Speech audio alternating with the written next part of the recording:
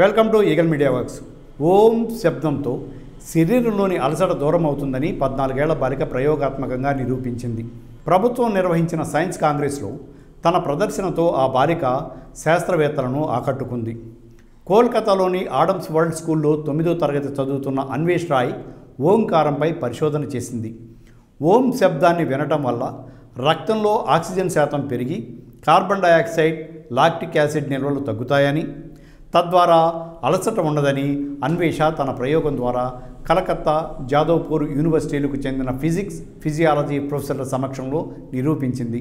అన్వేష project వినూత్నంగా ఉందని, అంతేకాకుండా ఆమోదయోగ్యం కూడా ఉందని కలకత్తా యూనివర్సిటీకి చెందిన ఫిజియాలజీ విభాగం హెడ్ ప్రొఫెసర్ దేవశీష్ బందోపాధ్యాయ అన్నారు. అన్వేష అనే పేరులోనే అన్వేషణ ఉందని, బెంగాలీలో అన్వేషణ్ అంటే వెతకటమని ఆ బాలిక తెలిపింది. ఓంకారం నుంచి వెలువడే ప్రత్యేక పౌనఃపున్యం కలిగే శబ్దాలు శరీరంలోని న్యూరో ట్రాన్స్మిటర్స్తో పాటు హార్మోన్లు స్థాయిని పెంచుతాయి.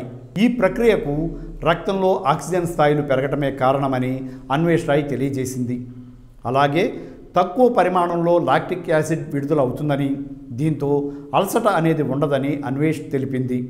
గత దశాబ్దంలో సంగీత సాధన ద్వారా శరీరానికి వ్యాయామం చేకూరి మానసిక ప్రశాంతత కలుగుతుందని పరిశోధకులు నిరూపించినట్లు పశ్చిమ Bengal state science and technology విభాగం సెక్రటరీ రినా వెంకట్రామన్ అన్నారు.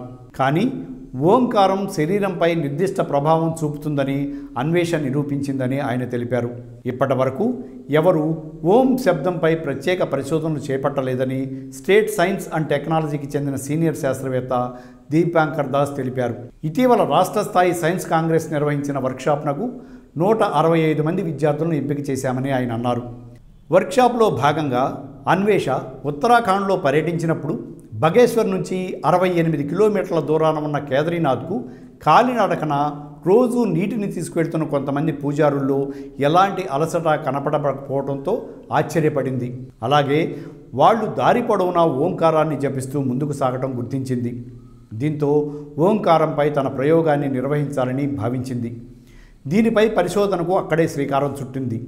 ఓం శబ్దం ద్వారా శరీరంలో 430 హెర్ట్జ్ల పౌనఃపున్యాలను వెలువడుతున్నట్లు గుర్తించి వివిధ ల్యాబొరేటరీల్లో 5 ప్రయోగాలను నిర్వహించింది. 17 మంది యువతీ యువకులకు ఓంకారాన్ని 30 నిమిషాల పాటు వినిపించి వారి శరీరంలోని ఆక్సిజన్, కార్బన్ డయాక్సైడ్ శాతాలను లెక్కించింది.